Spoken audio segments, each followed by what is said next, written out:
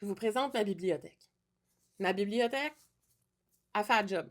Elle soutient des gros livres, elle se tient debout, elle n'est pas trop laide. Vraiment, elle convient à mes besoins. Je l'ai faite moi-même, cette bibliothèque-là.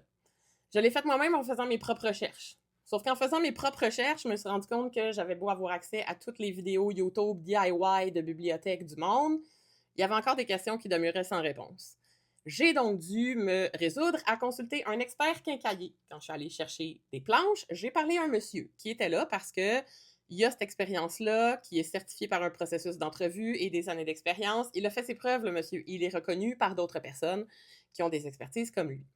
J'y ai posé plein de questions, il m'a guidé dans mes affaires, et sans lui, j'aurais probablement pas mis de vis avant de mettre de la colle à bois, et deux, j'aurais probablement acheté des vis beaucoup trop grosses, puis j'aurais fait craquer toutes mes planches, puis ça aurait été un désastre. Ma bibliothèque, elle se tient debout, puis elle fait la job, mais elle n'est pas parfaite, parce que je ne suis pas une experte charpentière menuisière. Si j'avais fait appel à un expert charpentier menuisier, ma bibliothèque ressemblerait plutôt à ceci.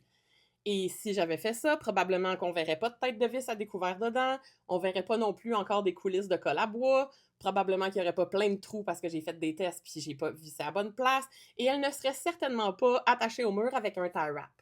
À ce point-ci de la capsule, vous devriez avoir compris que je suis pas là pour vous parler de bibliothèque. C'est une analogie pour un fléau que j'observe en ligne et qui me turlupine, mais me met en beau joie le vert. Il y a de plus en plus en ligne en ce moment de demandes populaires pour des expertises.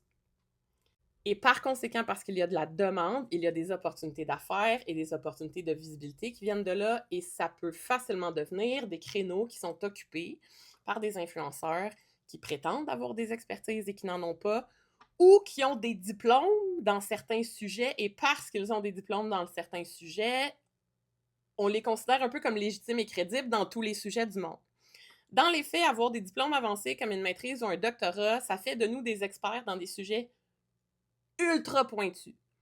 Et ça fait surtout mettre en exergue toutes les zones de connaissances qu'on n'a pas. Ça veut donc dire que notre opinion sur tous les sujets de la société n'est pas également valide à ceux de notre expertise. Et c'est pour ça que c'est important d'avoir toutes les variétés d'expertise, autant au niveau des professions académiques, celles dont on ne peut pas mesurer les résultats immédiatement, et celles des professions professionnelles et pratiques, comme un charpentier menuisier ou une coiffeuse, où on peut mesurer les résultats immédiatement. Ce sont deux mondes d'expertise et les deux mondes sont nécessaires et doivent cohabiter. Mais il faut aussi, dans le climat actuel, savoir reconnaître les expertises fiables des expertises frauduleuses.